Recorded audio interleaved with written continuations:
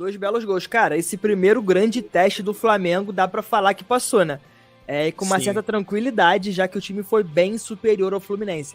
Foi um time, cara, que construiu com muita segurança e muita liberdade, enquanto se defendeu muito bem, de uma maneira muito sólida, tal qual o futebol do Tite. É isso que a gente espera do Adenor, porque ele tem essa característica. E reiterando o que você falou também, óbvio que o Fluminense estava sem alguns titulares, mas isso não invalida o fato do Flamengo ter jogado muito bem, tá? Uma coisa boa desse Tite mais posicional e europeu é que ele consegue, assim como o Guardiola faz bastante, balançar a defesa adversária de um lado para o outro até que ele encontre a brecha perfeita, e foi exatamente isso que o Flamengo faz no primeiro gol, por exemplo, quando o time se concentra no lado direito e aí vira pelo lado esquerdo quando acha o espaço e aí sai o gol, e o próprio Tite fala sobre isso depois do jogo. Já no segundo gol, uma jogada absurda, irmão. E de um Flamengo que a gente vem pedindo há tempos, né? Um time mais associativo, mais próximo, que joga rápido, com poucos toques e que só é possível por causa das peças que tem à disposição. Porque a gente está falando aqui de um De La Cruz que inicia a jogada, que é muito acima da média. Ele faz uma função que às vezes as estatísticas não mostram, né? E isso é até injusto de certas formas. Mas ele é como se fosse aquela engrenagem silenciosa, irmão. É ele que faz aquilo ali funcionar. Ele solta a bola pro Arrascaeta, que eu acho que ele é mais expositivo, né? O jogo dele aparece mais do que o do De La Cruz. E aí ele deixa o Pedro numa situação muito boa, que também é um jogador extra classe, irmão. A gente fala que... A gente não, mas as pessoas falam algumas vezes de forma injusta que o Pedro não sabe trabalhar fora da área, que ele é um jogador meio caneludo e que não consegue jogar muito bem. Maluco. Só que, irmão, quem fala isso é maluco, e o Pedro, quando ele sai da área pra construir, ele te oferece isso. Um passe de letra que deixa o Cebolinha numa situação muito favorável, e aí o Cebolinha acerta um chute, tá numa fase abençoada e faz um golaço. É um Flamengo, LF, que parece começar a se encontrar de vez, né? O Tite, ele tem muitas ideias interessantes e ele tem um elenco ao seu favor que permite que ele ouse e que ele mude bastante. Ou seja, em alguns momentos ele pode ser mais posicional e mais cauteloso, em alguns momentos ele pode ser mais funcional e mais ousado, né? Não que uma coisa esteja ligada à outra, tá? Porque o Manchester City, por exemplo, é muito ousado mesmo sendo posicional. Mas essa é como o Flamengo geralmente aborda esses dois tipos de filosofia, né? E é um time que parece que vai ser assim, muito maduro, muito disposto a mudar e encontrar a melhor forma de chegar ao gol. E uma coisa que eu percebi, vai fazer isso seja contra o Nova Iguaçu, seja contra o Fluminense, contra o Marcílio Dias ou contra o River Plate na Libertadores, irmão. É um novo Flamengo muito diferente de tudo aquilo que a gente viu em 2023. Tu tá mutado.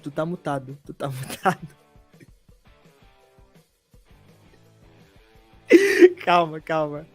Tá mutado. Olha só, enquanto o LF se organiza, deixa eu ler os comentários aqui. Voltou, moleque. Voltou, perfeito. Voltou, ó. Vou ler o comentário aqui. Eu não sei de quem foi a ideia de gênero. Acho que ele queria falar de gênio. Que colocou o Fla-Flu no meio da decisão da Recopa. E aí o Guilherme coloca aqui, Tite igual ou maior que Guardiola. Já é muito maior que o careca fracassado, a verdade é essa. Mas, Arthur, eu queria te perguntar por que o Flamengo tá com um desfalque importante, confirmado até o resto do futebol do Campeonato Carioca, que é a do Gerson, né, cara? Do Gerson, sim. O Gerson não joga mais nesse Campeonato Carioca. Só que eu te pergunto, o Flamengo melhorou sem o Gerson? Porque com a saída de Gerson, o De La Cruz pôde fazer a função principal dele, sim, como ele não conseguia ainda tido espaço para fazer no Flamengo. O De La Cruz estava entrando como um ponta-direita. O De La Cruz ali de segundo volante, e o Luiz Araújo de ponta-direita, deu um volume de jogo, uma intensidade muito grande pro Flamengo. Eu acho que isso tem feito a diferença. Você concorda que o Flamengo sem o Gerson melhorou? Ou é algo que, poxa, é difícil falar, porque o Gerson é o capitão da equipe, é um jogador já consolidado, mas eu já adianto a minha opinião. Eu acho que melhorou sem o Gerson. O Flamengo ficou muito mais intenso, com muito mais pegada, e as coisas estão funcionando muito mais, né? Sim. O que você acha? Cara, tô 100% com você. É um time muito mais dinâmico, cara. Porque o Gerson, em certos momentos, e aí é característica do jogador, tá? Não, a gente não tá dizendo que o Gerson é ruim.